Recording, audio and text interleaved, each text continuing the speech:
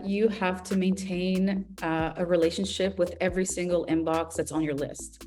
Of course, if you're sending one email to Videotron to some weird person still using a Videotron email address in Canada, the relationship might not, need to put so much effort into it. Just like in engineering, you can't just do everything. You have to focus on things that are important, but you do need to maintain the relationship with everyone that's important to you.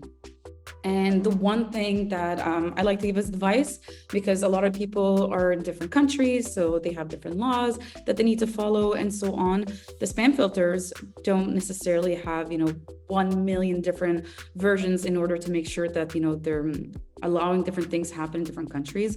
So I would always suggest following best practices. The things that the inboxes want are the things that the users want, right? So they might have given you consent to send them emails, but they might not have given you consent to send them 25 emails a day.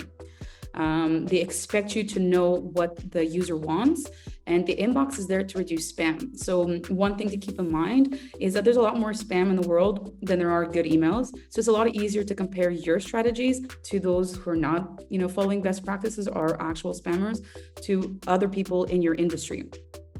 And it's important not to be looking at your inbox and saying, oh, look, Amazon can send 20 emails a day. Trust me, they have a whole team of people like us just working 24/7 trying to figure it out. And they're probably sending emails that people are not getting. So it's not a way to do it. Gmail and Yahoo, the spam filters care to give people that want to receive the emails what they want to receive. So if you're just sending that extra email to just remind people you exist, it's going to hurt you over time. And the spam filters change every day.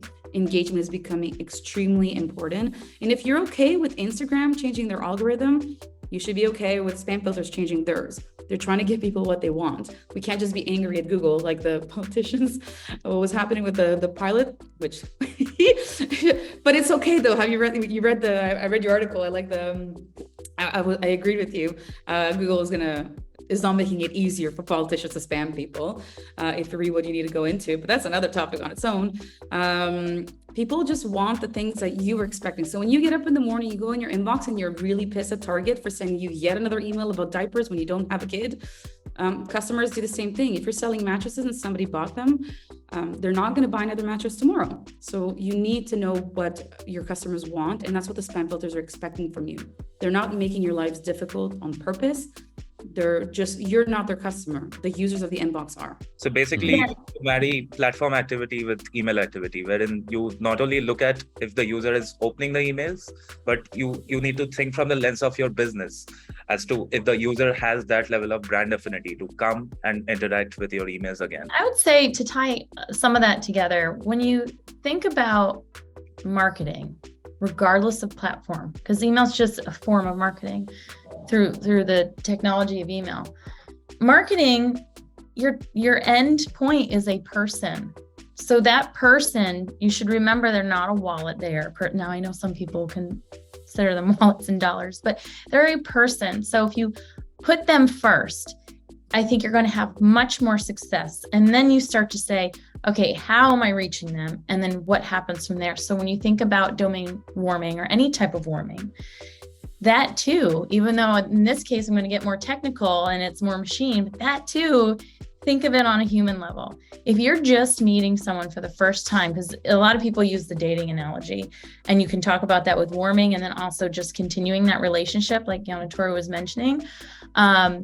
If you're going on a date with someone for the first time, are you going to go in your pajamas? Are you going to go with all your friends?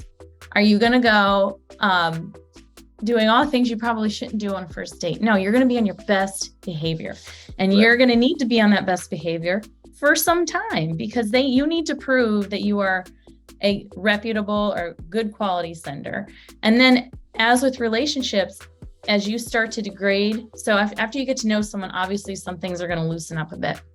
But if they get really relaxed and you start doing all these things, like you come in the middle of the night and you say hi, or you wake them up and you play your music loud, people are going to start to lose their faith in you as a person. The same thing as a sender. If you start to down one path and you're doing a really good job, and then you just say, well, whatever, I'm warmed now, I can just blow it up, you're not going to maintain that reputation. You're going to show the mailbox providers and your customers that you're not a sender that they're going to want to keep in their system or even in your inbox. So when you're warming, you do it slow, you do it with all best intentions. You make sure all your stuff's in a row, technically, your authentication, your targeting, your messaging.